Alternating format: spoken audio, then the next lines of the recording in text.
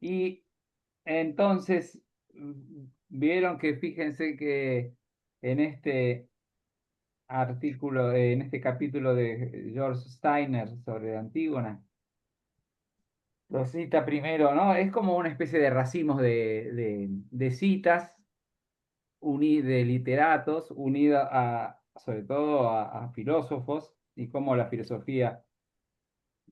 Pero hay lugares comunes que nosotros ya los conocemos. Por ejemplo, cómo pone en este capítulo, cómo pone sobre sobre el valor, es decir, pone en valor eh, la vivencia de Hölderlin, de Hegel y de Schelling en el seminario de Tubinga, ¿no? Y que dice, ese amor por Grecia y por Sófocles le viene a Hölderlin por Hegel, primero que ya por 1787, o sea, antes ya lo estaba traduciendo a Sófocles, después viene el enamoramiento de Hölderlin, y después viene ese Schelling, que es 5 años menor que ellos, es lo que se une en esa pasión por la libertad. Este, esa teoría de Schelling que acá aparece en algún momento, donde dice el yo, ¿no es cierto? El yo y el absoluto, ¿no? La relación del yo y el absoluto. O la relación del yo y ahí, cuando aparezca, lo voy a poder citar mejor. Pero es el yo y el sistema, o el yo, este, y el yo y la necesidad.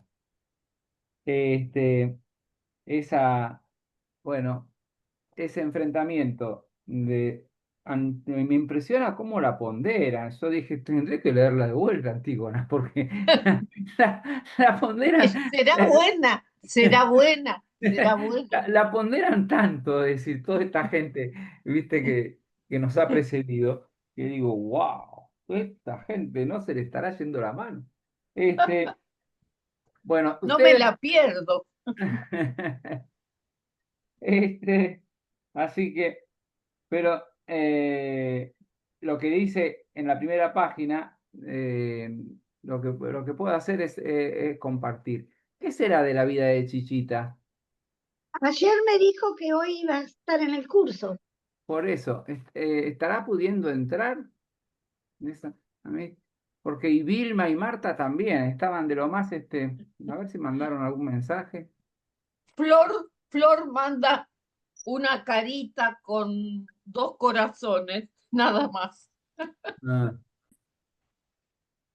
Este, entonces, dice acá este amigo Steiner, mientras les doy dando tiempo para que ustedes encuentren algo de lo que leyeron de este capítulo, les estoy dando tiempo. Pero dice, la Antígona de Sófocles no es un texto cualquiera, es uno de los hechos perdurables, canónicos en la historia de nuestra conciencia filosófica, literaria y política. El empeño principal de este libro es intentar responder, bueno, la cuestión de por qué un puñado de antiguos mitos griegos continúa dominando y dando forma vital a nuestro sentido del yo y del mundo. Eso, ahí está.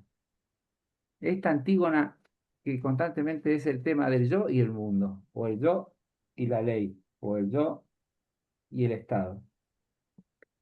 Me encanta la frase esa de Montaigne que cita, nosotros somos los intérpretes de interpretaciones. Eh, ¿Ustedes todos tienen el texto por ahí? Sí, ¿Sí? Ok. Así, si no lo tienen, lo proyecto, pero si lo tienen es mejor vernos. Perdón, yo me perdí.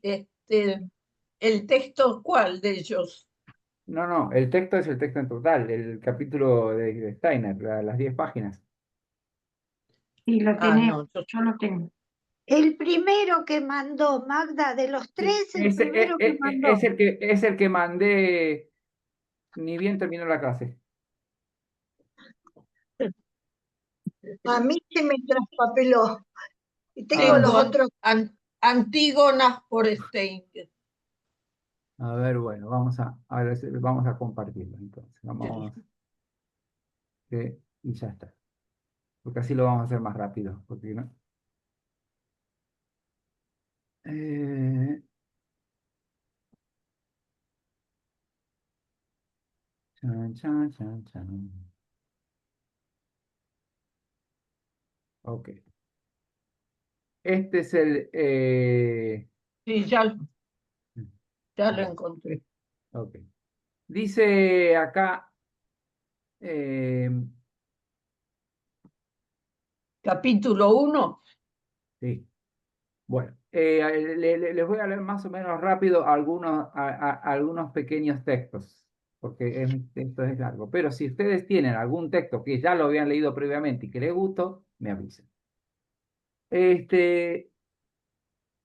Bueno, acá dice, fíjense, entre alrededor de 1790 y 1905, filósofos intelectuales europeos tenían la opinión de que Antígona no era solo la más excelente de las tragedias griegas, sino una obra de arte cercana a la perfección. La Atenas del siglo V había concebido la preeminencia del hombre y le había dado expresión. Ese momento marcó el cenit de su genio secular en las realizaciones filosóficas, poéticas, políticas. La supremacía ateniense era un lugar común, tanto para Kant, para Scheele, para Matthew Arnold como para Nietzsche. Eh, Se dan cuenta, ¿no? Cómo esa admiración por la antigua Grecia, a veces me pregunto por qué se da esa, por cuál es la condición histórica que se haya dado a fin del siglo XVIII, mediados del siglo XVIII, tal admiración, ¿no? Cuando habla del barroco, dice, bueno, y que también en el Renacimiento había una admiración profunda sobre lo griego, dice, en el barroco admiraban a Homero, más por el tema de básicamente, de como obra educativa, ¿no? Es decir, esa cosa tan linda que leímos ¿se acuerdan a mí me encanta porque cuando un artículo cita cosas que nosotros hemos leído, yo siento que estamos en buen camino. Si ustedes se acuerden o no se acuerden, bueno, eso resulta menos importante, pero que nosotros hayamos leído, ¿no es cierto? Que cuando vimos el capítulo de Homero, que era básicamente la obra de texto oral de toda la educación griega de no sé cuántos siglos de la antigüedad, bueno, eso es Sí, maravilloso. Bueno, Este, dice el amigo Renan, ¿no es cierto? ¿Saben quién es Renan? Renan. A ver quién lo saca. Ajá, Luisa, vamos, Luisa. ¿quién lo Pero saca? un filósofo y escritor del siglo, fines del 1800, pero no sé más que eso. Bien, No sé más que bien, eso. bien. Modernista en el sentido que es quien escribió una vida de Jesucristo, fue cura y creo que fue cura,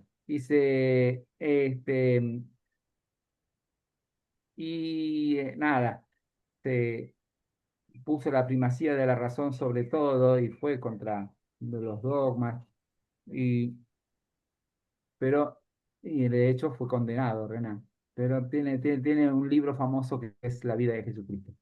Bueno, pero eh, miren esta cita. El milagro griego, algo que solo existió una vez, que nunca se había visto y que ya no volverá a ver, pero cuyo efecto durará eternamente. Quiero decir, un tipo de belleza eterna sin ninguna tacha local o nacional, ¿no?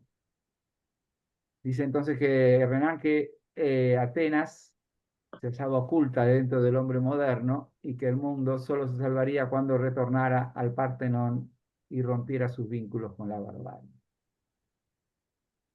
Este, bien, Interesante. ajá. Este, ¿Qué tal? acá hay en este párrafo que está aquí, es interesante porque dice el tono trágico de todas las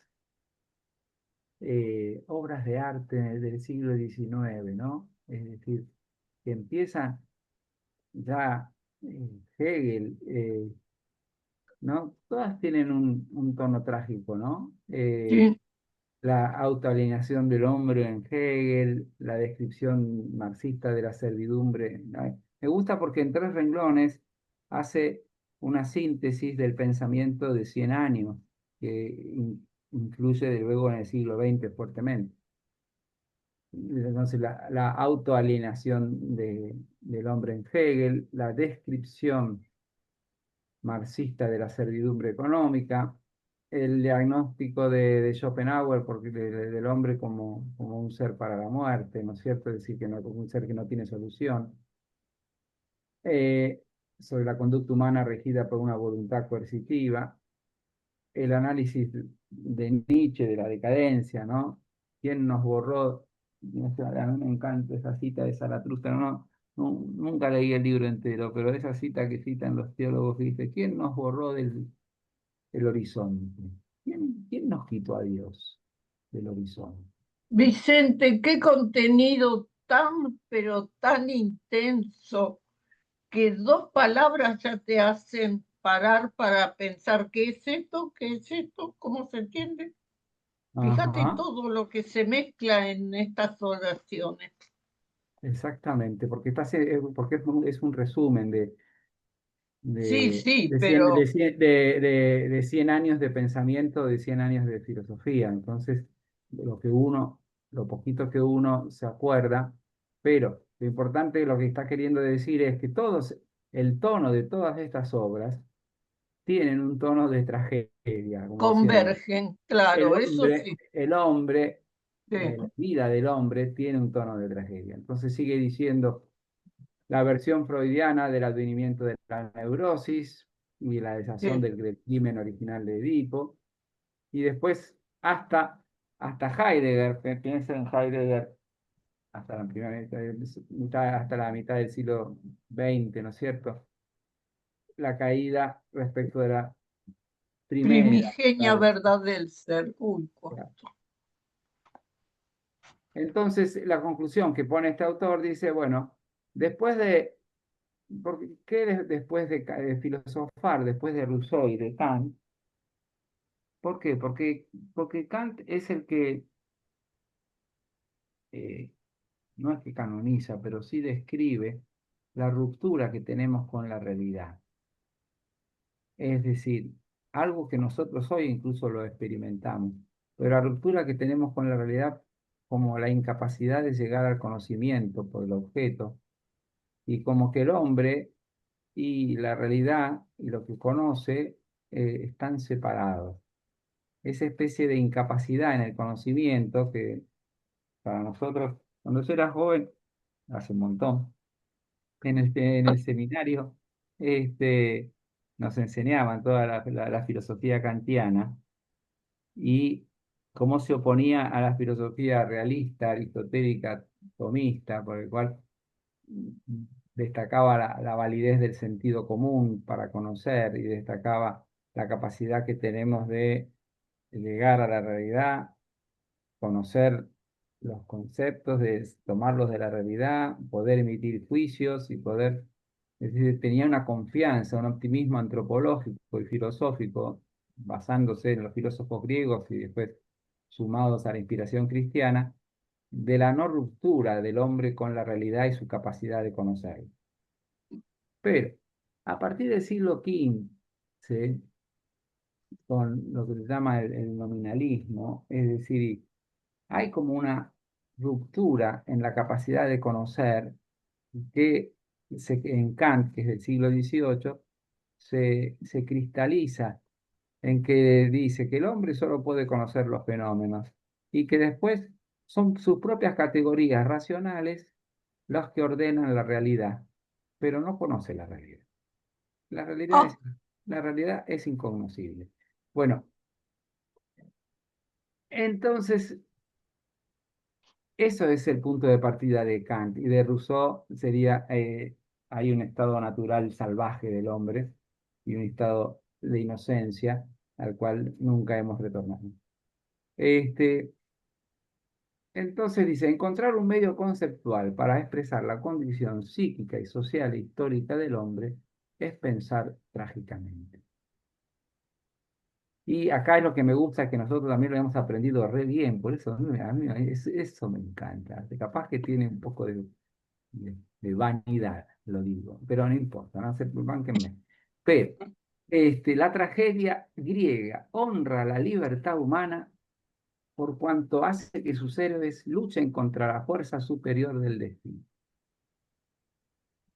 Digan algo respecto, pensando en Edipo Rey, por ejemplo, esto de la libertad humana y el destino.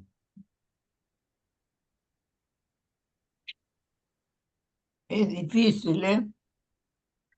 Vamos, muchachas, que ustedes Bueno, pueden. como dice acá, los héroes griegos están luchando con una fuerza mucho mayor que ellos, que es la del destino. Exactamente. Y lo dice que nosotros lo vimos tan interesante, es que el designio de los dioses siempre se cumple, pero se cumple cristalizándose en la misma libertad del protagonista y del héroe. O sea, como que es la misma libertad en este caso de Edipo Rey, el que provoca su desgracia, el que provoca su destino. Claro. Entonces, el designio de los dioses no anula la libertad humana. Leo, ¿qué quieres decir? Que te veo con ganas de decir algo.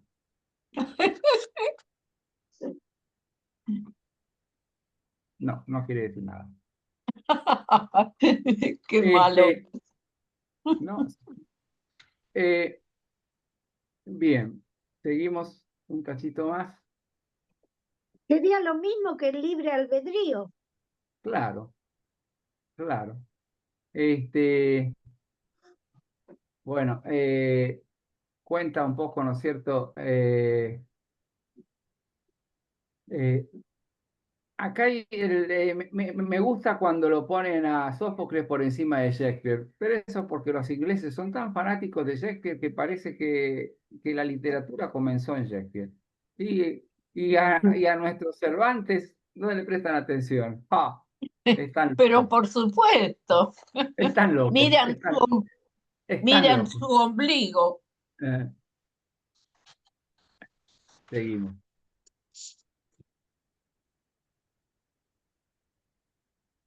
Esta la- Veamos quién quiere. Acá hay una poesía, un elogio de... Acabo de pasar. Bueno,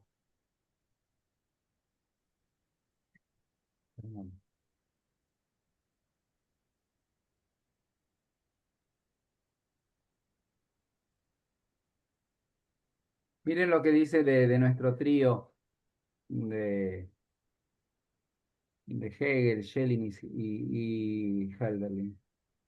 No podemos reconstruir los movimientos exactos de esta simbiosis, pero el culto que profesaba Hölderlin a Sófocles, la convicción de Schelling de que la tragedia era el discurso esencial del ser, probablemente derivan en primera instancia de la influencia de Hegel. En 1787 Hegel había intentado traducir a Sófocles, especialmente el Edipo en Colombia. Este texto lo puso en contacto con el incomparable patos de Antígona. Hegel comunicó con ardor la vital aureola de este encuentro a sus dos amigos, aún después de las ulteriores polémicas y silencios.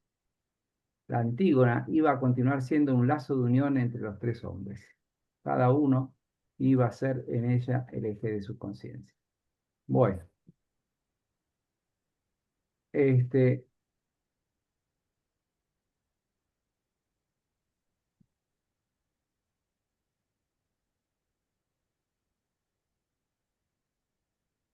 en Antígona la dialéctica de la intimidad y de lo público, de lo doméstico, de lo más cívico se expone explícitamente.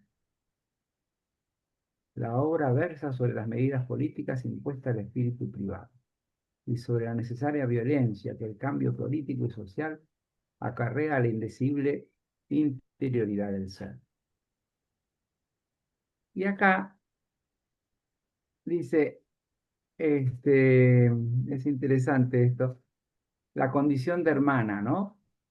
El motivo de esta articulación, ¿no? Eh, Piensen que en la Revolución Francesa es justamente la historicidad del individuo, ¿no? Es la relación, todo el tema del siglo XIX es la relación individuo e historia, o individuo y el camino social. Antes el individuo no contaba, contaban solo los nobles, pero el restablecer la vida de cada persona y cada persona tiene que reflejarse en el todo de alguna manera, es algo que comienza a brotar a partir del pensamiento revolucionario del siglo XIX. El Y valor aquí, humano. claro, el valor de la persona frente al todo, frente a la sociedad, frente al sistema que lo gobierna. El motivo de esta articulación es la condición de hermana de todas las criaturas reales o fingidas. Antígona es la que más posee alma de hermana. Antígona encarna esa condición de hermana, hermandad femenina. Así ese verso prefigura una percepción que está en el corazón mismo del idealismo y del romanticismo. Bueno, quiero ver un texto más y conversamos un poquito de esto. ¿Tienen Pero algún no texto? por su hermana, por la hermandad. Sí, claro, pero lo que pasa es que es eso, ¿no?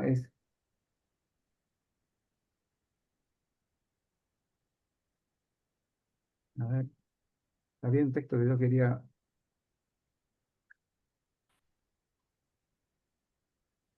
Bueno, voy a dejar de compartir porque me es difícil. Eh, hace un ratito estaba leyendo, dice acá eso.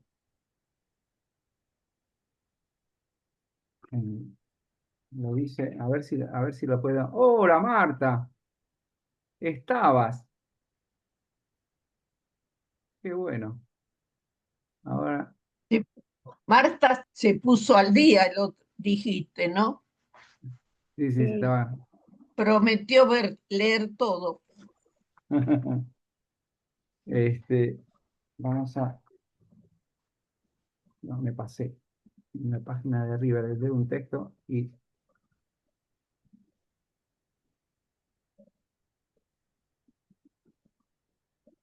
claro, el problema es que este texto, no sé por qué.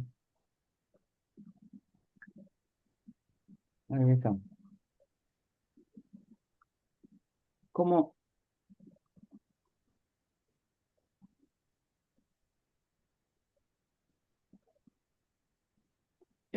Ahí está, voy a achicar acá un cachito. Ah, dice acá, el espíritu, la atomización del mundo en fragmentos es una ilusión fenomenológica. El espíritu individual, cuando participa de la verdad, belleza, regresa a su hogar, a una unidad largamente perdida, pero primigenia. Hegel toma el rígido dualismo de la ética de Kant y su modelo de percepción e identifica el éxtasis inherente al idealismo estético. La dialéctica de Hegel es una dialéctica de un proceso en marcha, del despliegue y autorrealización de la conciencia en la historia. Pero aquí también, la teleología. La teleología es el fin. Debe retornar a su hogar. Debe dirigirse hacia una síntesis y fin de la historia. No sé por qué, me parece que el texto que les estoy, no es el texto que tengo subrayado, por eso me pierdo. Eh, Leo una cosita más que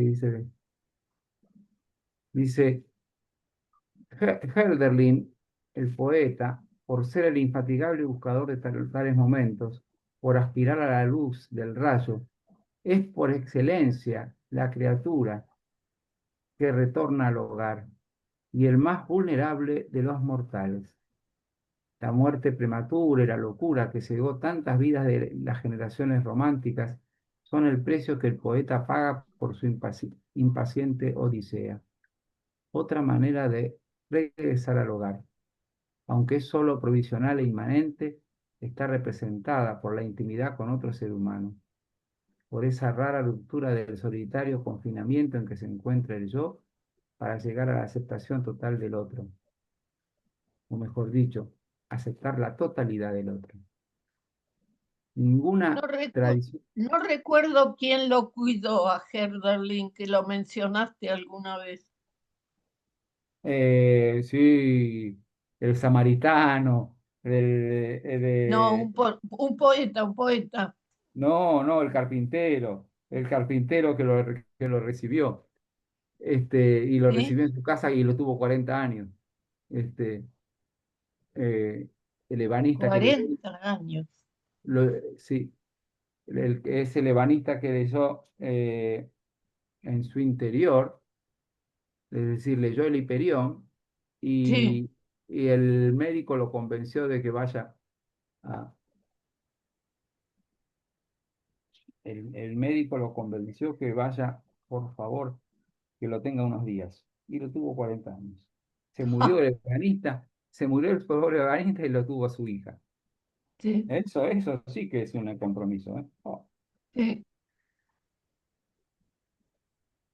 bueno, vamos a dejar esta parte en paz. Ya lo hicimos, pero les leo un último texto y, que habla sobre la amistad, ¿no?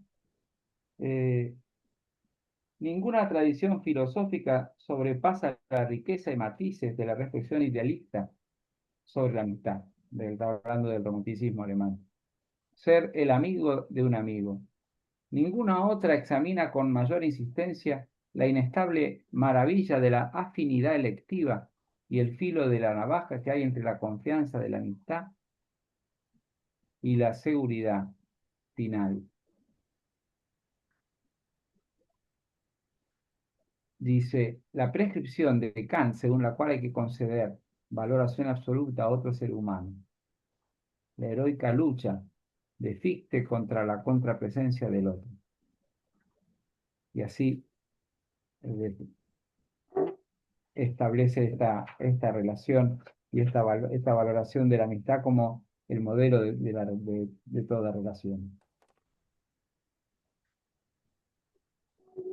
Bueno, yo quisiera que me dijeran algo de esto, este, que rescatarían, porque de alguna manera, por un lado sentimos que al escuchar filósofos que apenas hemos conocido o nos han mencionado, no lo entendemos, pero si por lo menos si descubrimos esto, ¿no?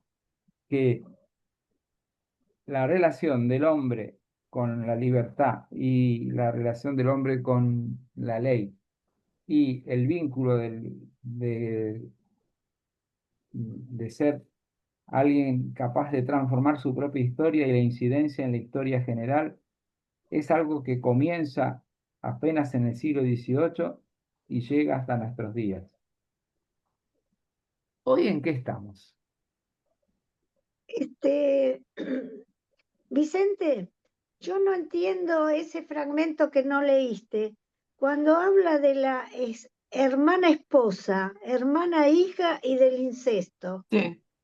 Sí, A mí me parece que es el sentimiento de hermandad entre ellos está totalmente incentivado por el drama de la madre, de la muerte del padre y de toda la historia común que tienen. No me parece que haya otro tipo a través de la obra, otro sí, tipo de relación entre ellos. ¿Cómo lo ves? sí, pero es una relación, es que es el destino el que los unió, pero que los unió como diciendo, Antígona, pienso más en Electra y en Orestes, ¿no? Pero en el único que puedo confiar es en mi hermano, ¿no es cierto? Es decir, casi como si la relación de padre a hija o de madre a hija está subordinada a la relación de hermana, ¿no? En el caso de Orestes y Electra es más claro. En el caso de Antígona, Ismene y Antígona, en realidad al final se amigan. Lo que pasa es que Ismene no tiene el coraje de hacer lo que hizo Antígona, ¿no? Había que tenerlo también, ¿eh? Qué fácil, acá sentaditos. Ajá. Dice, eh, ahora, lo que dice en un último texto es que esta relación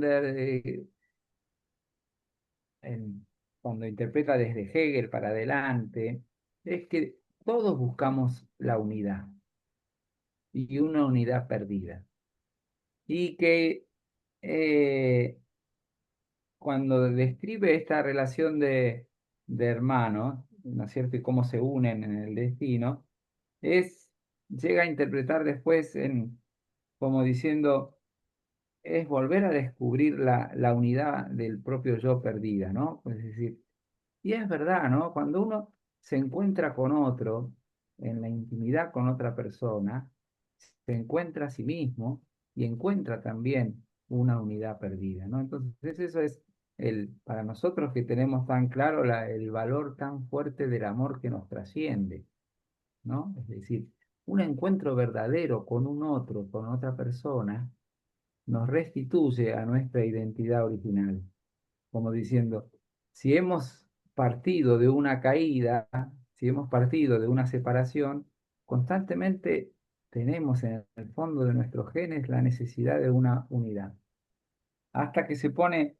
este, a salvar al mismo mito de Narciso, ¿no? Como una necesidad de unidad, esa interpretación estética del mito de Narciso, que no es solamente puro egotismo o egocentrismo, sino la unidad de una necesidad de unidad con su propia imagen en su propio ser, ¿no? Esa necesidad que tenemos de reencontrarnos con nosotros mismos. Dice, a ver, este pequeño texto y ya terminamos de verdad. Perdóname, eso que dijiste de Narciso nunca lo había escuchado, como un aspecto positivo de Narciso. Sí, Eso, es una corriente que yo se la leí por primera vez a Lu Andrea Salomé, Oh, como discípula de Freud, este, y después que dice que el mito de Narciso en realidad es frente a la separación que uno tiene del yo, ese sumergirse y en ese, que es un sumergirse así fallido porque se ahoga Narciso, pero es un anhelo de unidad de él consigo mismo. Y entonces ella lo interpreta positivamente como diciendo, en el fondo es el deseo de unidad que tenemos con el todo, ¿no? Por eso es una interpretación más bien estética de unidad y del mito de Narciso. No es un enamoramiento de sí mismo como que al revés, es una necesidad de integrarse nuevamente a la unidad de todo. claro, sí, interesante. Es Nunca lo había interesante. escuchado. Otro que sigue, por ejemplo, Paul Valéry, el poeta francés, lo sigue. Bueno, es toda una corriente que hace como una interpretación distinta del mito.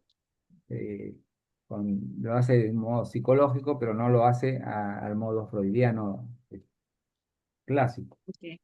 Aquí también Steiner dice eso, algo parecido, creo, porque dice, es aquí y solo aquí donde el alma da con el espejo y en virtud de este encuentro una contraparte perfectamente concordante pero autónoma. El tormento de Exactamente. Narciso queda callado. La imagen es sustancia, es el yo íntegro en la presencia gemela del otro. Esto también es muy Exacto. interesante. Y a mí me gustó porque, es decir, siempre que escuchamos hablar del narcisismo, es verdad que el narcisismo incluso es la patología de la persona que solo se ve a sí mismo y entonces ya está. la persona que no puede registrar un otro, y entonces no me voy a poner en contra de eso, que es re clásico y es re importante. Es decir, que como patología y como capaz de hacer mucho daño, ¿no es cierto? Pero me gustó esta interpretación del narcisismo con un sentido más con menos pecado original, podría ser, ¿no? Como una necesidad profunda de unirse y unirse al todo que ha perdido, ¿no? Porque lo que está Sí, supuestamente es que en el principio estábamos unidos, sufrimos una separación y siempre en la vida estamos queriendo, bueno, integrar mayor esa unidad, ¿no? Perdón, ¿puedo decir algo? Sí, señora, porque yo con Te esto estábamos de- de- esperando. de darles un texto tan difícil y aparte Marta que de pronto dice no entiendo nada y se enoja y se va. Entonces, y yo digo, y yo entonces me siento mal y digo, pero ¿por qué traigo estas cosas tan difíciles? Bueno, así que le decinos Para algo, Leo. entenderlas vos, para Es, entenderlas vos. es buenísimo poner a prueba la capacidad de entender. No, yo quería decir, hablando de narcisismo, que la misma palabra en su terminación nos da la clave, ismo. Esa es patología, no Ajá, la palabra que se pudiera usar de otra manera. ok. Narcisismo sí es patología. No narciso, ok. No necesariamente narciso, gracias. Me rescataste el mito, gracias. y Y claro, porque también, hay que separar el mito de Freud, ¿no? Bien. claro, Sí, no, y Gabriela. también es muy lindo cuando dijiste que un encuentro verdadero con otra persona nos lleva a nuestra propia identidad personal. Eso me Claro. encantó. Y yo me estoy acordando de una frase que dice, una cosa es estar con alguien y otra es ser con alguien. Acá Ujú, está la unidad. exactamente. Ay, qué Y, bien. y dice, miren, este, como insiste Hegel, esto viene a ser casi la última página, dice, pero la epistemología es una palabra difícil, pero es la teoría del conocimiento, es la ciencia del conocimiento. Cuando uno dice epistemología es la ciencia de cómo se conoce, Claro, en filosofía. en griego, episteme. Claro. Es decir, es la parte de la filosofía que habla de la teoría del conocimiento. Bueno, Claro. digo, pero la epistemología y sus correlatos elementos emocionales son sospechosos.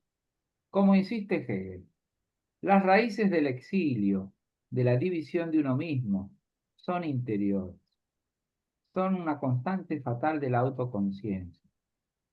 Somos extraños para nosotros mismos.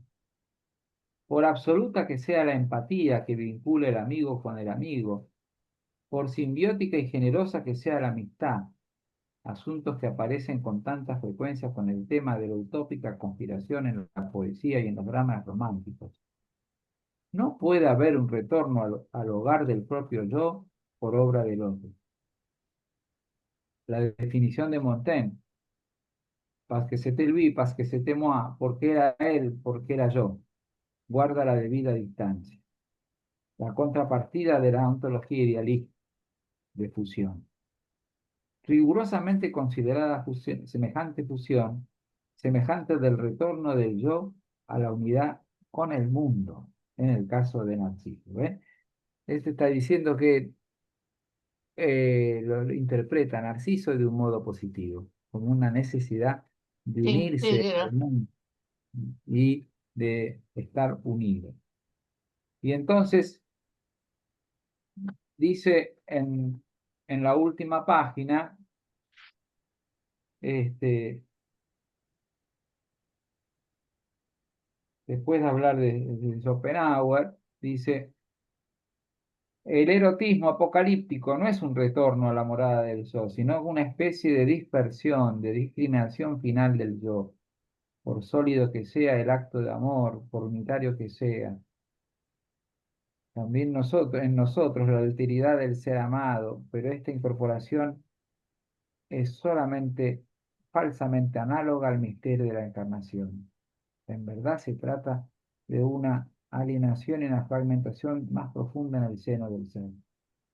Como diciendo, acá Steiner se toma un sentido crítico, como diciendo, esta búsqueda de unidad muchas veces encuentra falsos caminos, donde el hombre se siente más extraño de sí mismo y nos sentimos más extraños unos de otros. Por eso dice una fragmentación más profunda en el seno del ser.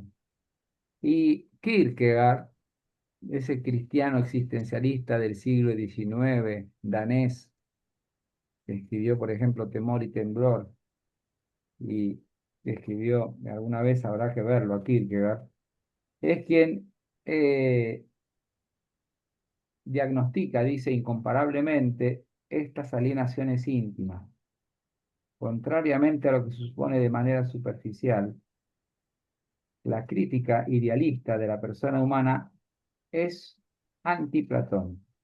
El banquete considera a Eros como un paso a la unidad. La psicología idealista lo ve como una barrera. Entonces Como acá una... lo que es barrera. Ah, Este, y después viene el elogio a la relación de hermana y hermano. En Antígona. Entonces, lo que dice es que esa, en el fondo, es un poco tremendo, porque que a mí me parece que yo estoy re de acuerdo y por suerte ahí me uno con mi profesor Comar, el profesor Comar que yo tuve de filosofía, le pegaba a Hegel de una manera tremenda. Este, porque en el fondo, lo que está diciendo este autor es que esta unidad que propone Hegel y, y de realización y desplegarse como individuo con conciencia histórica y de esta manera de unirse en el todo, termina siendo como una falsa unidad. Es decir, dice él. Ahí yo estoy de acuerdo, porque una, una unidad que no respeta la alteridad del otro y que no respeta la condición de cada uno y que no confía en la capacidad que tenemos de sumergirnos en una unidad superadora, pero que no nos, digamos así, que no nos sacrifique, que no sacrifique la persona, termina siendo una falsa unidad. A Hegel lo usaron todos los sistemas totalitarios que vinieron después en el siglo XX, como fundamento para ese atropello de la persona humana. Por eso, a veces la interpretación de Hegel, unida a la voluntad de poder de Nietzsche, ha hecho tanto daño en el siglo XX, ¿no? Por eso yo de ratos me amigo con Hegel, porque ha descubierto el poder del espíritu humano, y de ratos uno se enoja con Hegel porque lo han utilizado de una manera tal que ha destruido, ha logrado favorecer la destrucción o el argumento para la destrucción de millones de personas. Ahora esto es en el terreno de lo opinable, los hegelianos me quieren matar. Bueno, vamos a Simone Weil, pero digan algo, porque si no... Bueno, has yo lo que logrado enloquecernos. Si era No, no, fue un pantallazo espectacular. Por más que uno no se pueda detener, en mi caso, por falta de conocimiento, es una visión del mundo. No me acuerdo desde qué año 1700 empezaste a hablar, cómo ha cambiado, cómo cambia el mundo y cómo personas que saben escribir, vamos a decirlo bien llano, influencian en el mundo, Claro que sí. porque terminás usando el apellido con ismo, el helenismo, ¿qué es lo que dijo Flor del ismo? ¿Te acordás, Flor, como esa terminación? ¿Qué valor le diste a la palabra, a la No, no fue Flor, terminación? sino fue Leo. No, Leo sí, fue, la- Leo, la- el, el sufijo ismo indica sí. exceso, indica exceso. Ah, claro.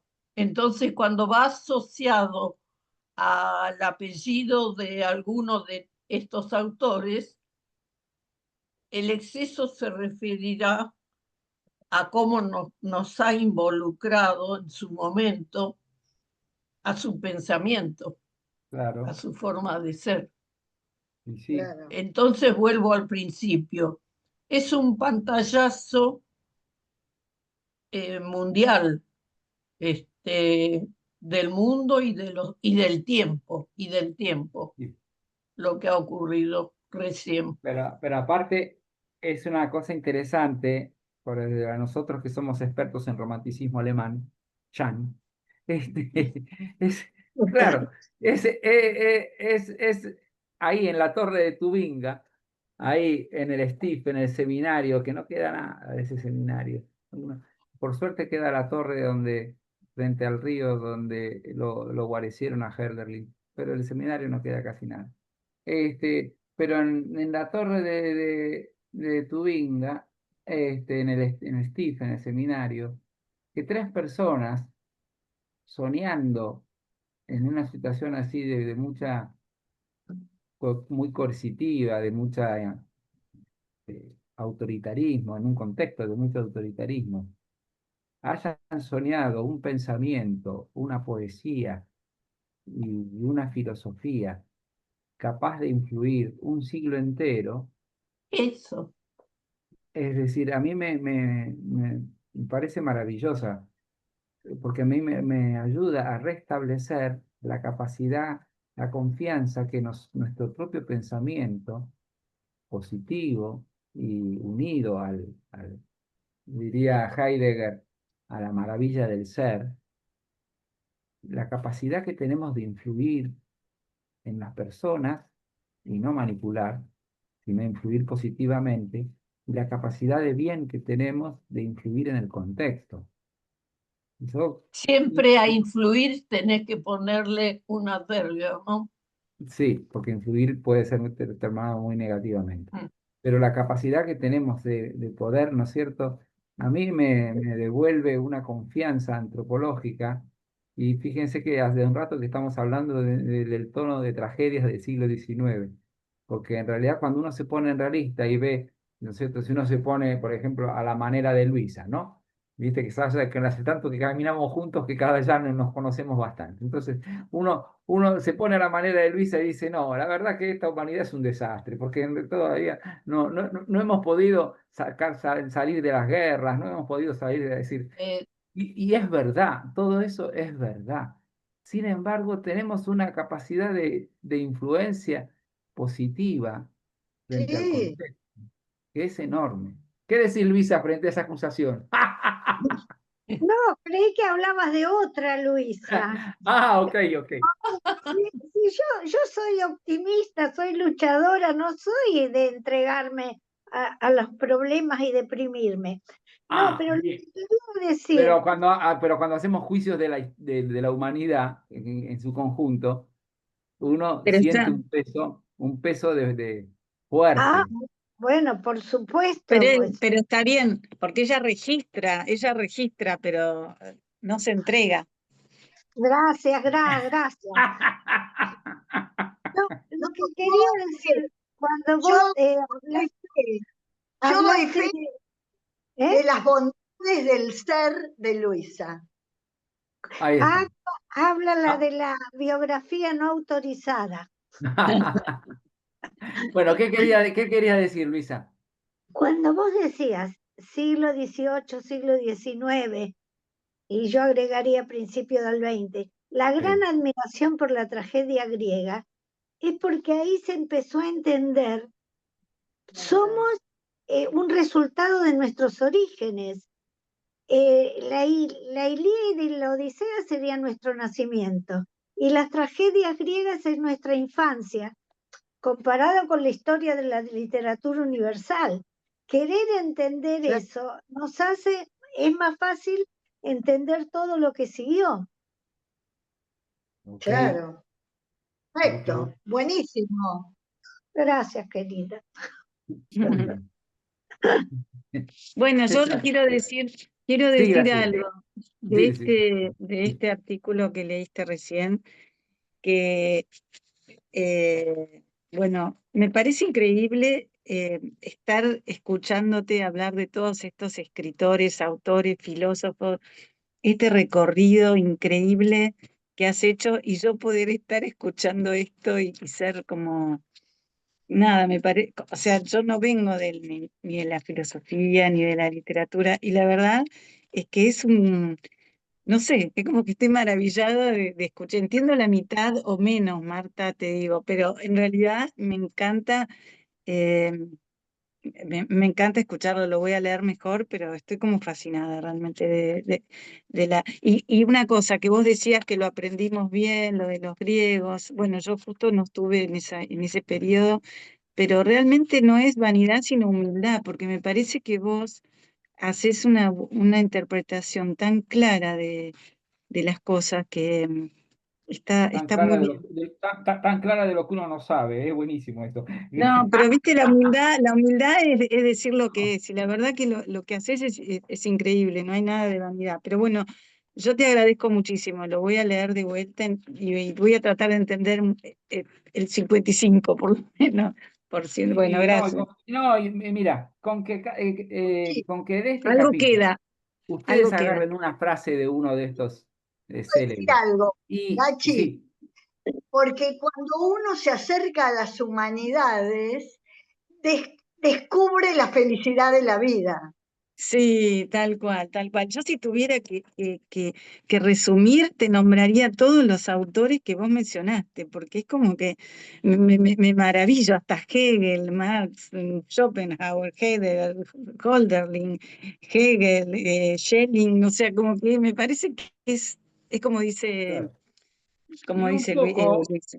aunque nos parezca medio raro, Sí, en esta miscelánea que somos todos, o sea, en esa especie de ensalada de fruta que somos todos tenemos un poco de eso, ¿no? Es decir, un poco de esa influencia del llamado a la belleza y del llamado a la unidad y esa especie de desazón de tragedia que tiene el destino humano de no encontrar una salida y esa tragedia que se personaliza en millones de personas que no pueden vivir dignamente. Es decir, todos podemos encontrar como un pedazo de alguno de estos autores que se encarna en nuestro tiempo. Por eso, aunque sea inconsciente, fíjese, ¿vieron qué lindo cómo nos gustó el texto de la traducción de Simone Weil de Antígona? Entonces, hoy las convencí a mis compañeras de equipo del pabellón que vamos a leer Antígona ahí qué en el pabellón, bien, ¿no? Porque qué bien. este, es decir, estos personajes arquetípicos nos hacen bien a nosotros que estamos acumulados de vida y les hace bien a los jóvenes que están luchando por sobrevivir. Es decir, nos hace bien a todos. Es un poco eso. Claro. Qué bien, Vicente, ese sí que es un logro increíble lo que vas a hacer. No es logro, es No, pero ¿a quién se le ocurre? Está buenísimo, me parece. bueno, Qué bárbaro. después te cuento, ¿eh? No, después te cuento. Bueno, dale. Después- Bien, vamos a compartir pensamientos desordenados acerca del amor de Dios. Vamos con una poesía. Vamos a ponerlo un poquito más de tamaño. Yo les mandé, lo último que les ¿No querés, mandé, querés hacer un corte ahora o no? ¿Te parece? Así bueno, cambiamos de... dale, ¿Te parece? me parece excelente. Hagamos un corte. Bueno, así digerimos también. Bueno, dale. Dale.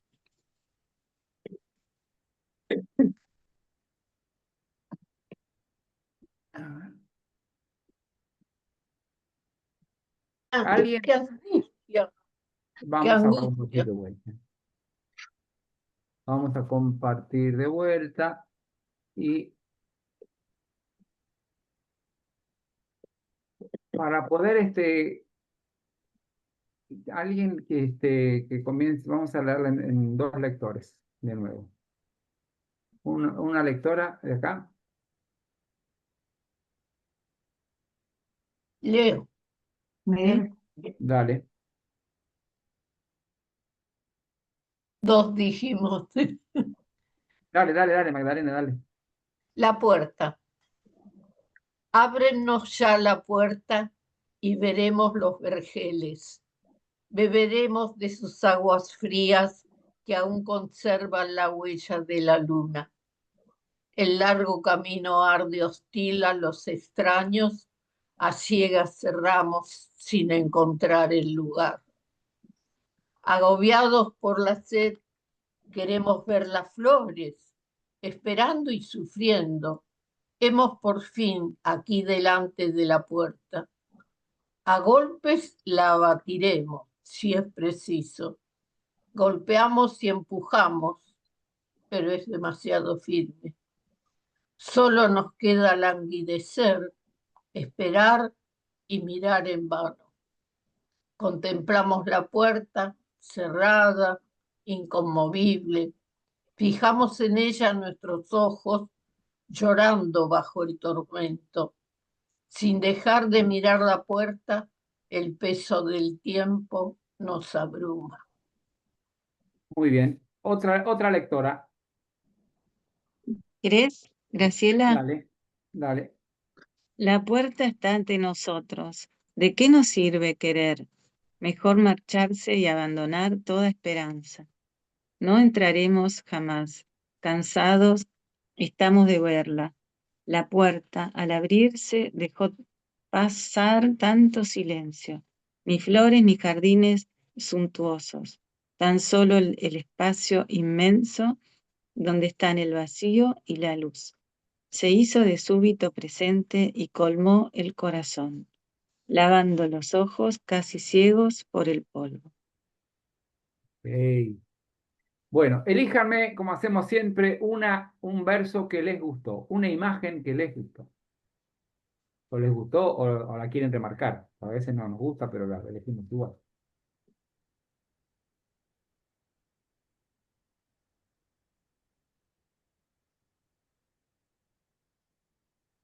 Pienso, Vicente, que la puerta esta es la puerta de la eternidad que se abre en el momento que Dios dispone para nosotros. A veces queremos estar ya en otro mundo, ¿no?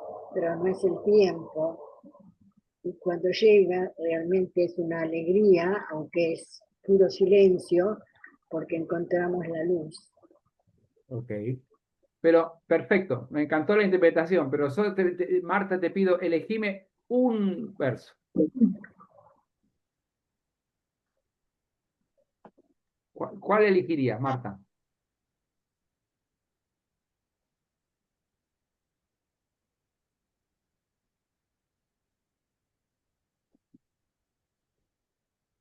Chan. No, quizás quieren ver más abajo. Ah. Bueno, y si no, La no, mía, porque. bueno, vamos hasta que Marta lo elija, que Dale, seguimos. dale. Yo lavando los ojos casi ciegos por el polvo. Ok. A mí, sin dejar de mirar la puerta, el peso del tiempo nos abruma. Agobiados por la sed, queremos ver las Yo flores. elijo Sí, Leo. el tan solo el espacio inmenso, tan solo el espacio inmenso donde están el vacío y la luz. Ok.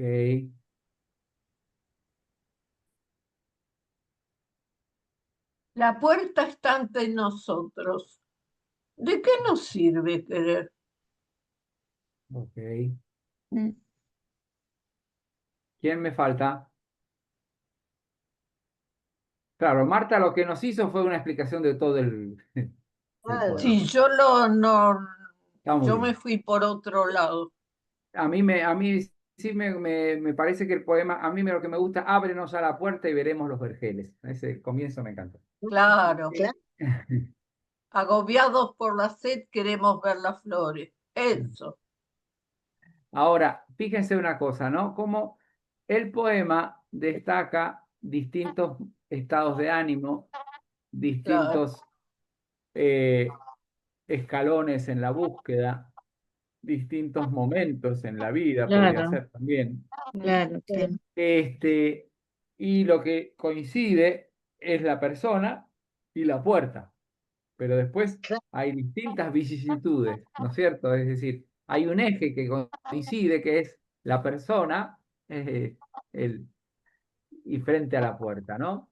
Y es interesante porque mientras va diciendo cosas así, o que tenemos que abandonar, o que la encontramos cerrada, o que nos queda languidecer, o que el peso del tiempo nos que todas son realidades así, son verdades existenciales, o son preguntas, o que estamos cansados de verla. La última estrofa es maravillosa porque tiene que ver con lo que va a decir después Simón Weil en las reflexiones sobre el amor de Dios, que nosotros nos hacemos una ilusión de muchas cosas y vivimos en nuestra propia, sí, a veces ella lo dice con términos duros, en nuestra propia mediocridad o en nuestra propia verdad que vamos arreglando.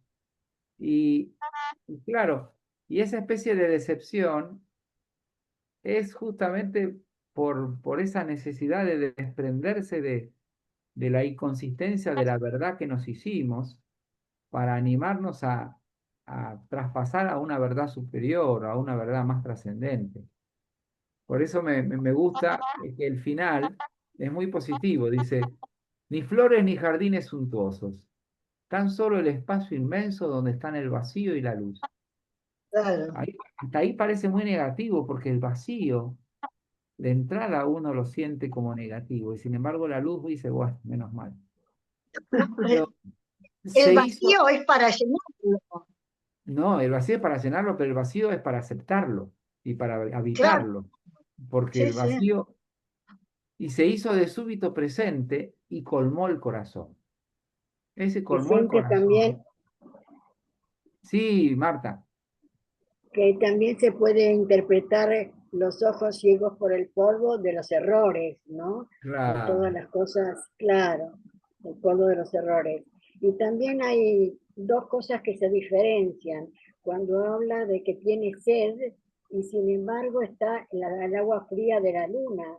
Entonces, hay dos versos allí que se contraponen al principio, ¿no? Ujú, sí, Que está lo que pasa es que sediento, pero bebió el agua de la fría de la luna.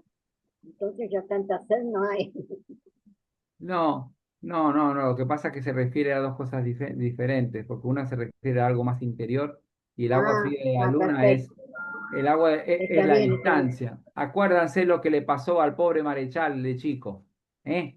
Sí, El sí, pobre Marechal de chico, cuando el vértigo que sintió cuando el maestro, él tenía 10 años y le contó de la existencia de esa estrella que estaba a kilómetros de distancia, la estrella Belvergerse, un nombre así, y que encima tenía una luz que ya la había perdido hace no sé cuántos millones de años. No, le dio una sensación de vértigo, de distancia, de enormidad insuperable, y yo creo que el agua fría de la luna tiene que ver con eso, la distancia que claro, tuvimos, sí.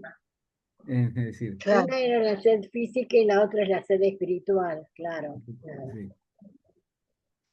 A mí me pareció, ¿puedo decir algo? A Sí, mí me señora. pareció genial el uso de puerta como metáfora, porque Ok. puerta sugiere justamente un pasaje, ¿cierto? Ujú. Un espacio para ir a otro plano. Ujú. Vicente, Acuérdense lo que decía la grande de Emily Dickinson, ¿no? No es la muerte el problema. La muerte es algo tras la puerta. Vivir es lo que nos cuesta. Cuando describe la muerte como algo tras la puerta. Bien, Un pasaje. Vicente, ¿podés retroceder un poquito? a Porque al ver. final, ¿de qué le sirvió abrir la... Mira, acá. Se abre la puerta y nada, ni flores, ni jardines. ¿Dónde está Claro, la esperanza? ¿Qué? Es está en bravo lo... esto, ¿eh? No, Es sí, bravo. pero lo que pasa No, es pero que... dice, veremos los vergeles, también dice, veremos los vergeles, No, ábrenos la puerta y veremos los vergeles, Y cuando la beberemos. abrió, ni flores ni jardines. Pero se hizo de bueno, todo esto presente y colmó el corazón. Colmó el corazón. Es el encuentro. sí, y aparte los jardines y las flores es lo que pasa, Magda. Es renunciar a las Es ilusiones. te lo Renunciar voy a decir, te lo voy a decir en latín. Gloria mundi periat, como diciendo, la flor que nos alegra hoy, a la noche o al día siguiente ya pereció porque pasa. ya, porque Así, todo es finito. el pero uno, vacío y la luz. sí. Por eso nos resulta poco, pero que alguien nos cure de nuestra propia ceguera, lavando los ojos casi ciegos por el polvo. Hay como Claro. hay como una ceguera que nosotros tenemos que a veces nos impide ver más allá.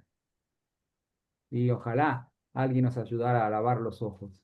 Para mí es como, para mí también significa, viste, que como uno se imagina lo que puede ser el paraíso o la plenitud. Uno se imagina como flores y jardines, pero en realidad es algo que no conocemos y que es mucho más pleno y que colma, medio que Bien, como vamos que a hacer quita la silencio. imaginación. Vamos a hacer silencio y vamos a leer. Porque si no leemos, no aprendemos. Yo voy a leer un párrafo, después otro va a leer otro párrafo. Vamos a leer tres párrafos hasta donde yo le diga y después recién comentamos. Y no me comenten nada, ¿eh? Ah, ¿viste? Eso va para mí. Eso, de pronto soy malísimo. Empiezo. No depende de nosotros creer en Dios, pero sí el no hacer objeto de nuestro amor a falsos dioses.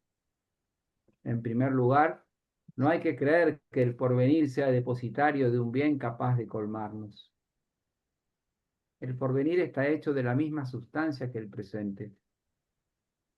Es bien sabido que todo lo que se posee en cuanto a bienes, riquezas, poder, prestigio, conocimientos, amor de aquellos a quienes se ama, prosperidad de los seres queridos y otras cosas semejantes, no basta para satisfacer a nadie.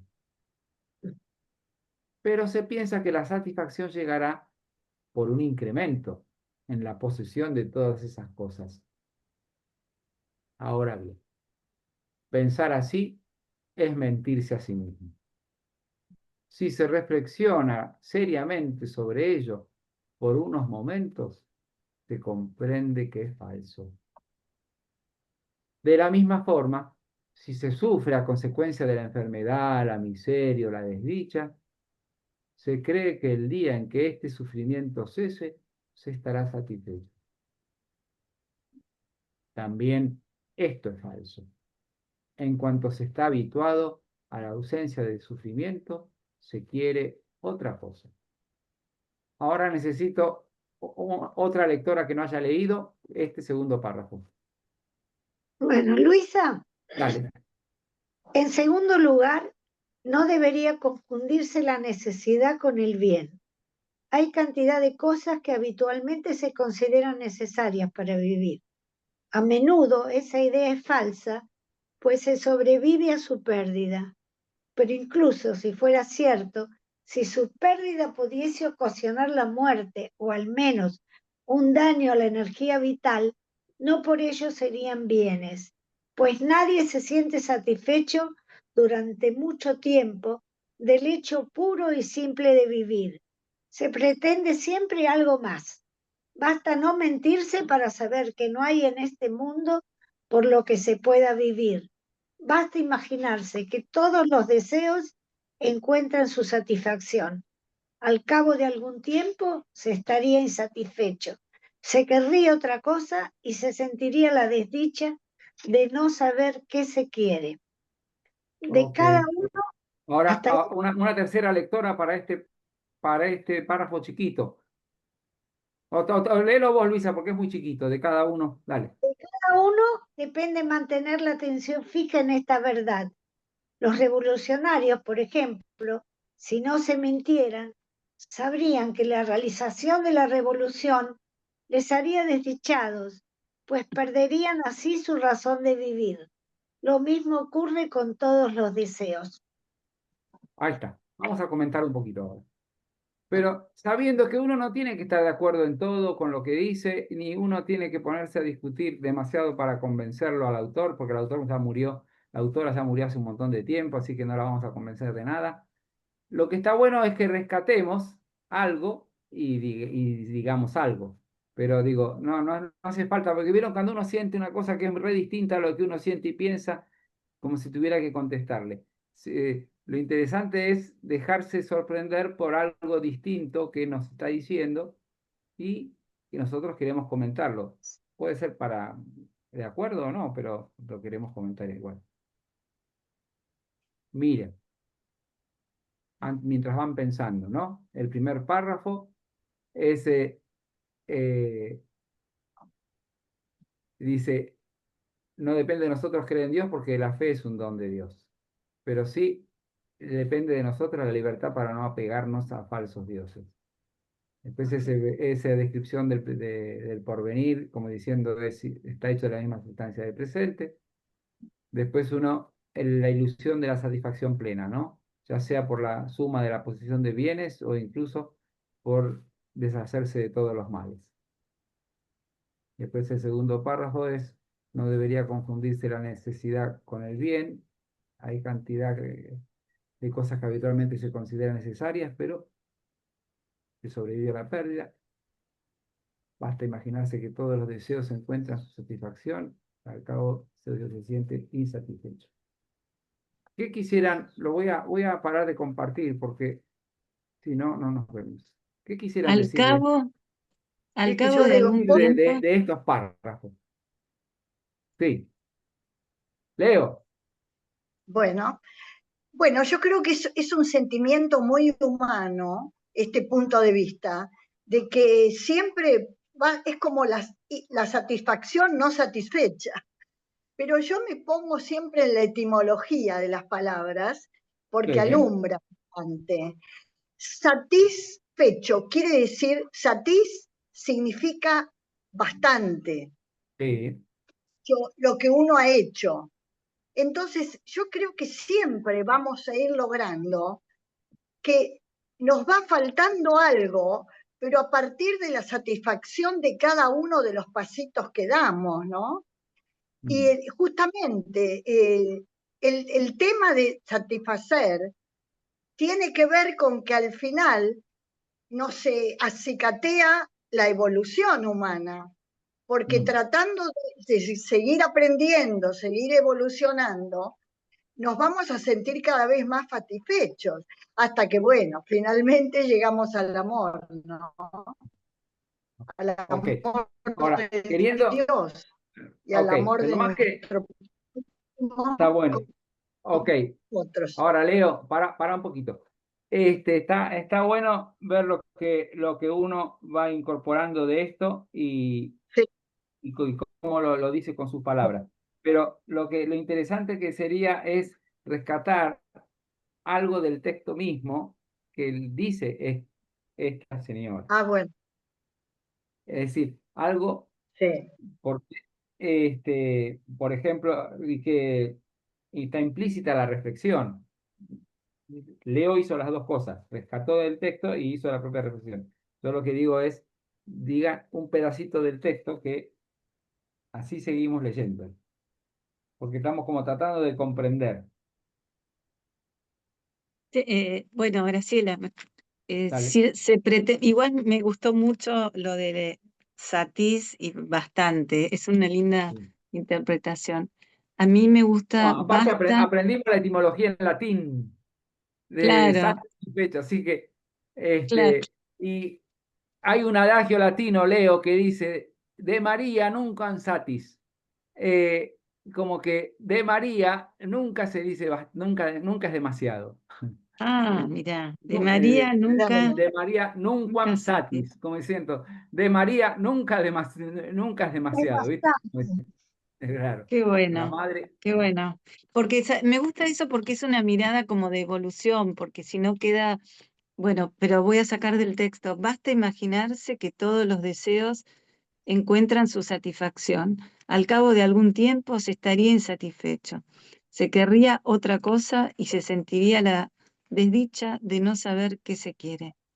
Sí, Pero con la mirada esa de la evolución, ¿no? De que vas satisfaciendo, pero no es suficiente, digamos. Me sí, gusta. ok. ¿Algo Y más? después los revolucionarios está buenísimo, porque ahí lo ves claro, ¿no? Los revolucionarios, si no se mintieran, sabrían que la realización de la revolución los haría desdichados, Ok. pues perderían así su razón de vivir. Bueno, un aporte más y Fuerte, seguimos, ¿eh? sí, un aporte más y seguimos leyendo. ¿Por qué? Yo Porque había así, elegido esa porque es bien fuerte, hablando de revolucionarios, que perderían su razón de vivir. O sea que todo cambio tiene un límite también, porque una vez logrado, pierde ya el entusiasmo. ajá. Fíjense que el título de lo que estamos leyendo es Pensamientos desordenados del amor de Dios. O sea que si son desordenados, un poco de desorden vamos a tener. Este, bien, vamos a seguir leyendo y entonces después compartimos otras comentadoras y comentadores. Porque ¿por qué me pongo así? Porque el tiempo es tirano. Empiezo leyendo este pedacito y después alguien me sigue con los que siguen. Vamos a leer, ya está, yo les digo cuándo. La vida tal como es no resulta soportable a los hombres más que por la mentira. Quienes rechazan la mentira y sin rebelarse contra el destino, prefieren saber que la vida es intolerable. Acaban por recibir desde afuera, desde un lugar situado fuera del tiempo, algo que permite aceptar la vida como es. Fuerte. Mm. ¿Alguien más quiere seguir leyendo? Voy a...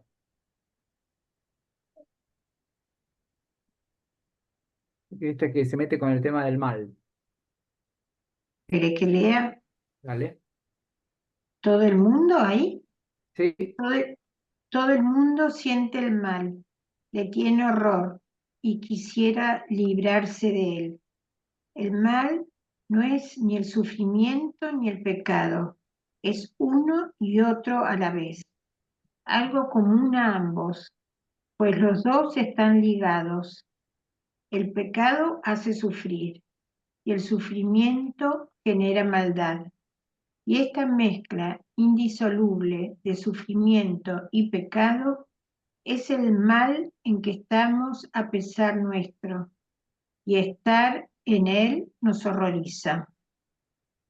Proyectamos una parte del mal que está en nosotros sobre los objetos de nuestra atención y de nuestro deseo. Y esos objetos nos lo devuelven como si el mal viniera de ellos. Por eso llegamos a sentir odio y asco por los lugares en los que nos encontramos, sumidos en el mal.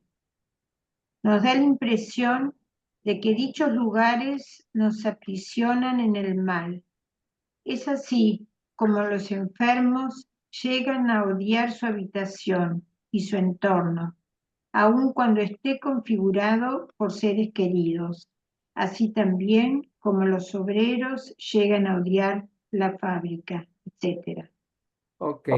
Otra lectora, porque quiero leer estos dos textitos y vamos a comentar. Esos dos que están. ¿Quién lee eso? Pero si mediante... Leo, Dale. pero si mediante la atención y el deseo trasladamos una parte de nuestro mal hasta una cosa perfectamente pura, esta no resultará mancillada, seguirá siendo pura. No nos devolverá el mal y nos libraremos así de él. Sube un Léelo, poquito la sí. letra. Somos seres finitos y el mal que está en nosotros también es finito. Me encantó eso. Perdón, perdón. Me pasé. Acá, dale. Sí. Dale, Así pues, si la vida humana durara lo bastante, podríamos tener la certeza de que llegaría el día en que, por este medio y en este mundo, nos veríamos libres de todo mal. Ok, hasta aquí. Porque me parece que hemos leído 4 párrafos muy fuertes e interesantes que amerita comentario, ¿no? Yo se lo resumo nada más que el título del párrafo. El primero es el que habla de que la vida, tal como es, no resulta soportable a los hombres más que por la mentira. Wow. Porque quienes rechazan la mentira, sin rebelarse contra el destino, prefieren saber que la vida es intolerable y acaban por recibir de afuera, desde un lugar del tiempo, algo que les permite aceptar la vida como es decir, cómo aceptar la contradicción en la vida. Ese es el párrafo sobre el mal, que en este relaciona a una cosa muy profunda, que es el sufrimiento y el pecado. Es algo, llegar a descubrirlo esto es muy profundo, porque a veces uno se siente víctima del sufrimiento como algo anónimo e injusto, y no nos damos cuenta que también tiene relación con una elección libre, personal o de muchos, y que están unidos. Y la relación en la que el pecado hace sufrir y el sufrimiento genera maldad, en esa relación indisoluble.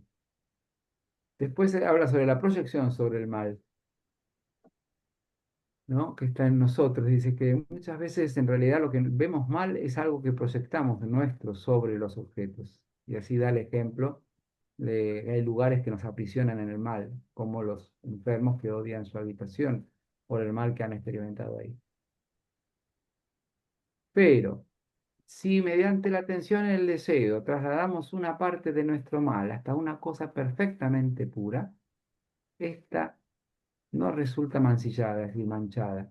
Podemos como purificar el mal que estamos viviendo.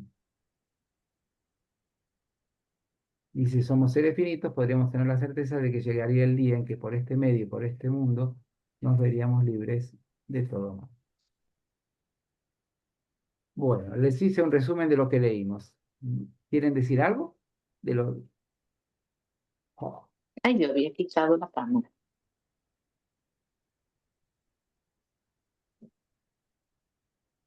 por eso de la mentira es fuerte, ¿eh? Magdalena Serrano, ¿eh?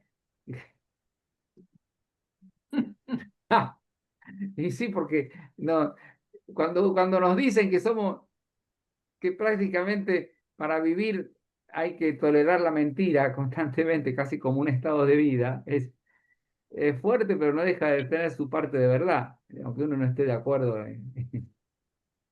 Más fuerte es cuando habla de nuestro mal, Ah, por ejemplo, cuando se traslada algo puro, cómo reacciona la pureza. Ese nuestro mal, y ok. estoy ligando cada frase a Dios, al amor de Dios, y no engancho, ¿Qué más me quiere decir? tiene perdida. No, pero unir está muy bueno porque es muy profundo y hay que dejar unir sufrimiento y pecado, ¿eh? Porque, primero porque eh, el sufrimiento no es algo querido en sí mismo, ¿no? Y cuando hay toda una especie de hacer lo bueno al sufrimiento en sí mismo es tremendo. Cuando queremos bendecir el sufrimiento, siempre el sufrimiento le sucede luego de un desorden, ¿no? Y de un mal, es decir, por lo menos desde la primera caída, ¿no? Es decir, y entonces, pero unir sufrimiento, mal y pecado hacernos cargo del sufrimiento que podemos provocar y del daño que podemos hacer, es una profundización importante, porque es como aceptar esa parte de ese pedacito de mal que a uno lo habita. Está muy linda la frase, somos seres finitos y el mal que está en nosotros es también finito. Eso es lindísimo. Es nulo. ¿Ok? Es que somos constructores de nuestro propio destino. Ese es el tema. Pero Ok. también a veces el sufrimiento cae sin pedirlo, sin... En Sí. pecado, decís vos. Me cuesta vincularlo. Que Sí. el No, lo que pasa pecado que te haga sufrir, que el pecado te haga sufrir, eso sí, pero muchas veces Y el también está sufrimiento... bien, Claro, muchas padre, veces el mal, yo iba a decir lo mismo que Magdalena, te iba a preguntar, o sea, muchas veces el mal no es o pecados de otros o no, es siempre fruto del pecado. no, lo que pasa es que el mal siempre es fruto de un desorden, ¿no? Cuando uno ve los males intolerables que habitan el mundo, es fruto de un desorden anónimo, ¿no? O de un desorden que cuesta identificar, pero no deja de ser un desorden y algo que si es mal, no debería ser así, porque estamos hechos para el bien eh, y para el amor, ¿no? Y, Claro, y muchas veces somos víctimas de ese mal está anónimo. bien, padre, y también está bien considerar que si uno fortalece nuestro bien, estar frente a una persona que sabemos que hay algo malo, no nos contamina, no nos contamina, Ok, porque bueno, tenemos fe en nuestra fuerza, ¿no? ok. Están muy lúcidas. ¿Ves que cuando por suerte dejamos a los filósofos y del siglo XVIII y de cosas, porque con estos pensamientos están relúcidos. Así que Bueno, yo vamos a ir. estoy pensando que ella, en la vida de ella también, ¿no? Como ella compartió un trabajo en las fábricas, con los humildes, entonces por ahí vio ahí el sufrimiento de tanta gente, ¿no? Sobre todo en el ¿No? momento. Y aparte dice una cosa muy, muy importante, dice, ella, para no sentirse culpable del sufrimiento de tanta gente, necesita participar de alguna manera de ese sufrimiento. Y Y entonces participó.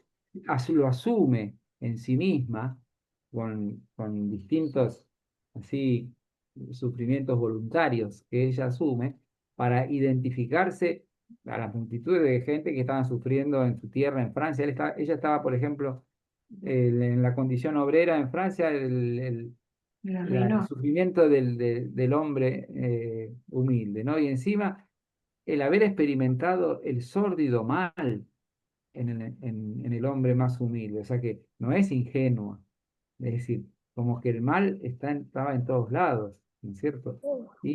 Y después cuando está en Nueva York y quiere volver a Francia, y dice, "¿Y cómo hago?" Y ella estaba muy frágil en su salud y se imponía como penitencias o sufrimientos para poder identificarse y solo eso lo aliviaba, ¿no?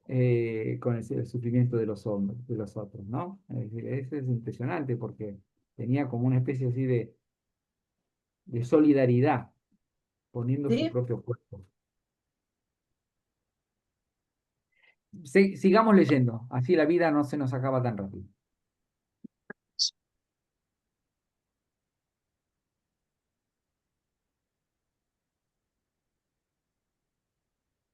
Este, las palabras. Voy a empezar a leer de ahí.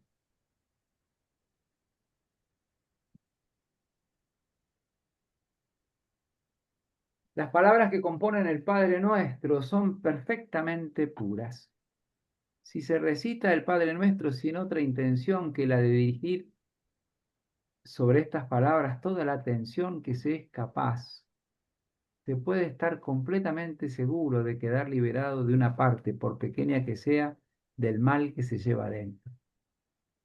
Lo mismo si se mira el Santo Sacramento sin más pensamiento que el de la presencia de Cristo, y otro tanto en circunstancias análogas. Nada hay puro en este mundo, salvo los objetos y los textos sagrados. La belleza de la naturaleza si se la contempla en sí misma, sin tratar de alojar en ella las fantasías de cada cual, y en un grado menor, los seres humanos en los que Dios habita, y las obras de arte surgidas de la inspiración divina. Lo que es perfectamente puro no puede ser otra cosa que Dios presente en esta vida. Si algo fuera distinto a Dios, no sería puro. Si Dios no estuviera presente, jamás podríamos ser salvados. En el alma en que se ha producido tal contacto con la pureza, todo el horror del mal que ese alma lleva en sí se transforma en amor por la pureza divina. Así como María Magdalena y el buen ladrón han sido privilegiados del amor. El único obstáculo a esta transmutación del horror en amor es el amor propio, que hace penosa la operación de llevar la mancha al contacto con la pureza. Solo se puede vencer el amor propio si se tiene una especie de indiferencia respecto a la propia mancha. Si se es capaz de ser feliz con el pensamiento de que existe algo puro, sin volver continuamente sobre sí.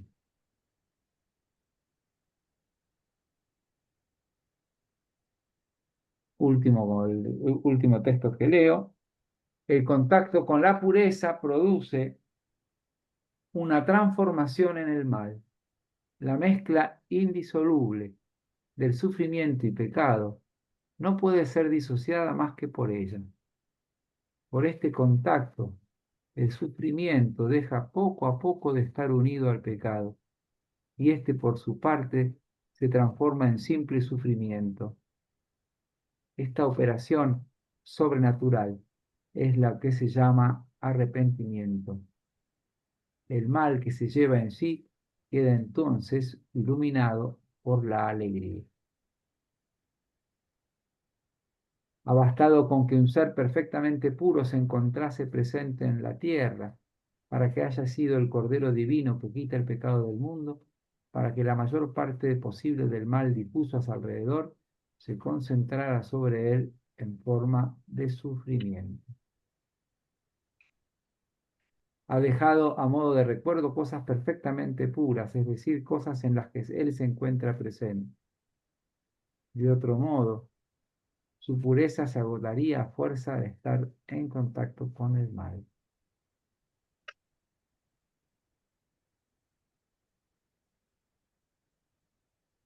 Esto no es posible sino por un simbolismo que permita leer las verdades divinas en las circunstancias de la vida cotidiana y del trabajo, como se leen las frases por medio de las letras que sirven para expresarlas. Para ello es preciso que los símbolos no sean arbitrarios, sino que se encuentren escritos por efecto de una disposición providencial en la naturaleza misma de las cosas. Las parábolas del Evangelio proporcionan un ejemplo de tal simbolismo. Y después entonces habla del peso del apego carnal y hace la comparación. Me estoy apurando para que podamos llegar a terminar este texto y hagamos como un comentario final de todo el texto. Hace una comparación, ¿no? Del término de cómo el sol, a través de la clorofila, le permite ese desarrollo a todo organismo vivo, vegetal y todo organismo que dice, no podemos ir a buscar esta energía solar, debemos limitarnos a recibirla. Es ella la que desciende, la que entra en las plantas, la que está con el grano enterrado bajo tierra, en las tinieblas. Ahí despliega plenamente su fecundidad y provoca el movimiento de abajo hacia arriba que hace nacer el trigo y el árbol. Incluso en un árbol muerto, en una viga, es también esa energía la que mantiene la vertical. Con ella construimos nuestras casas. Ella es la imagen de la gracia que desciende, enterrarse en las tinieblas de nuestras almas malas y constituye la única fuente de energía que contrarrestra la gravedad moral, la tendencia hacia el mal.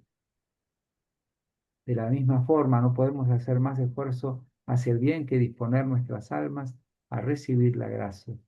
Y la energía necesaria para ese esfuerzo nos es proporcionado por la propia gracia.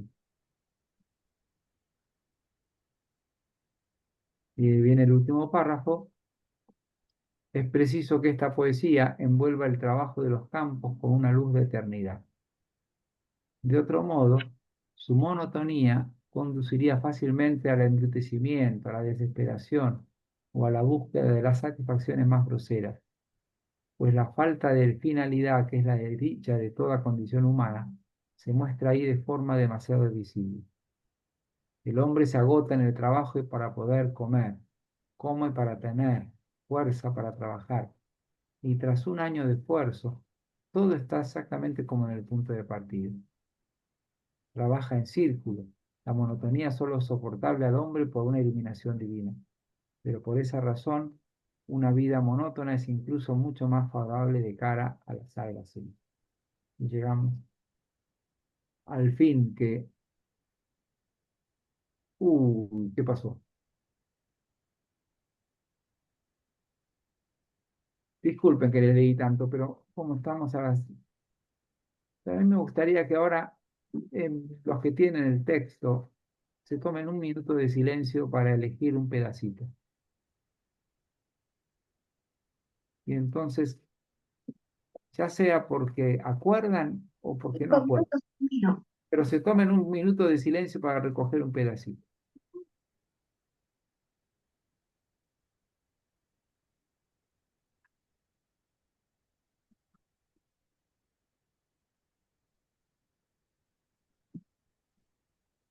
Lo único que me salva es decirles que nos quedamos con otro documento de pensamientos parecidos o distintos, pero sí nebulosos.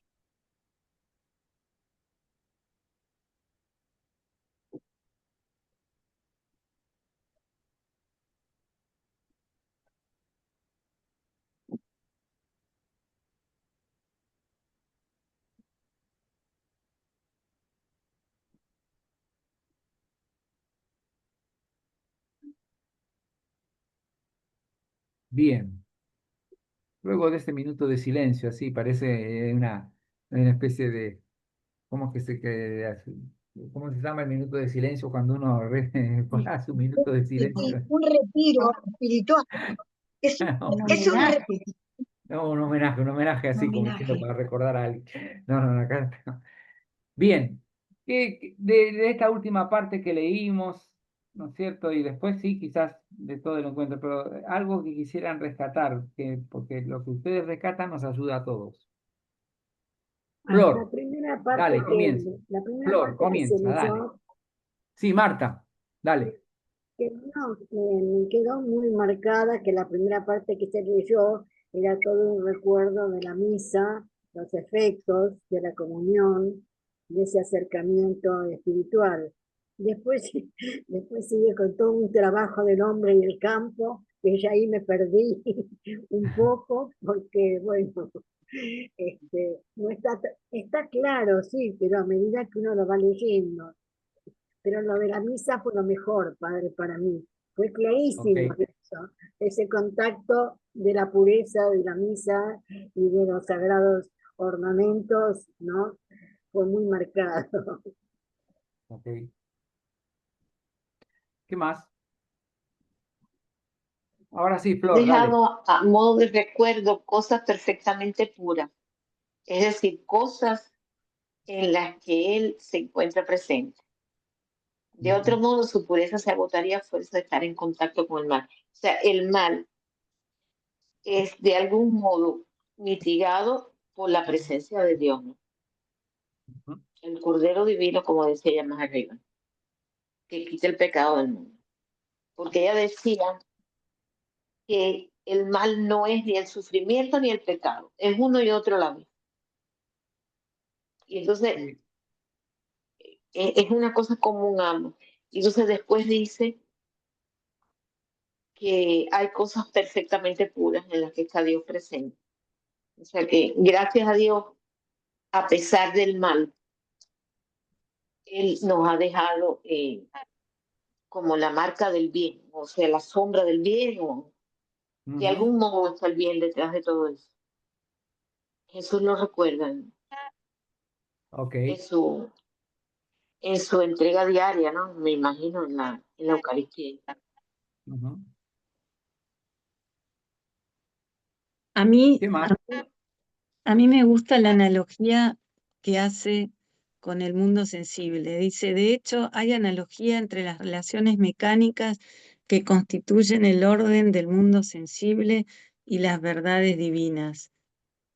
Y después dice, es el sol que hace girar nuestros motores, lo que impulsa los aviones, lo que hace crecer. Bueno, y antes dice que es esta energía, una vez que ha descendido sobre la tierra y ha sido asimilada por las plantas, la que permiten a estas crecer verticalmente de abajo hacia arriba.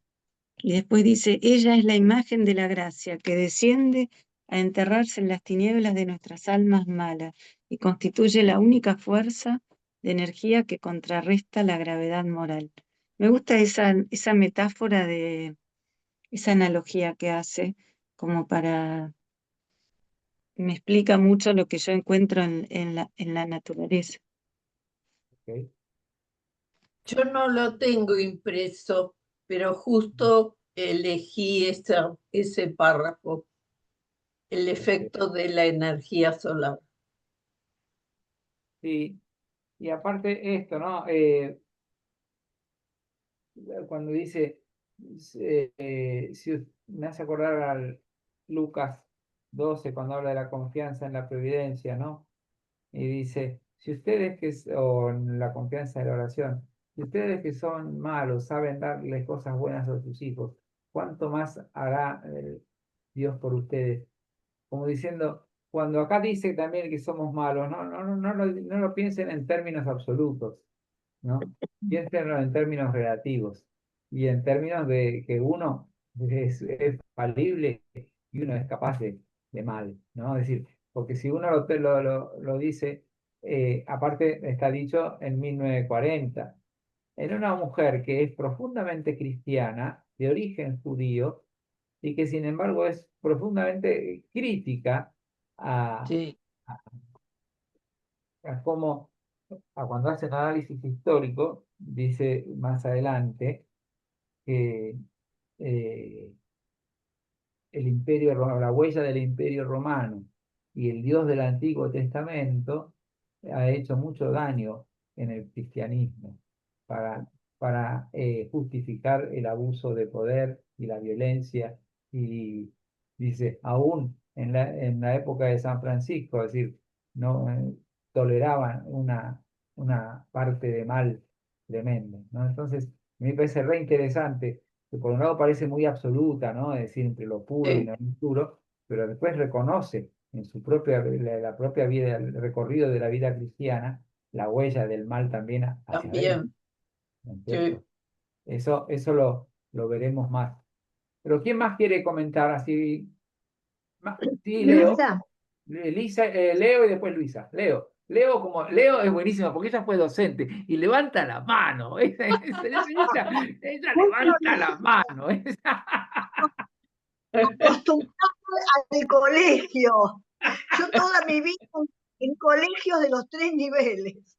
Bueno, a mí me impactó en el último párrafo una frase que para mí es la gran verdad o ley del ser humano. Dice, la falta de finalidad es la desdicha de toda condición humana. Finalidad quiere decir objetivo, meta, propósito a lograr. Y realmente la vida no es la finalidad para la cual estamos hechos. Cada uno con su vocación, con su oficio, pero realizando, ¿no? Ese propósito. Es como ser feliz. Ok, Lo digo por propia experiencia. ok.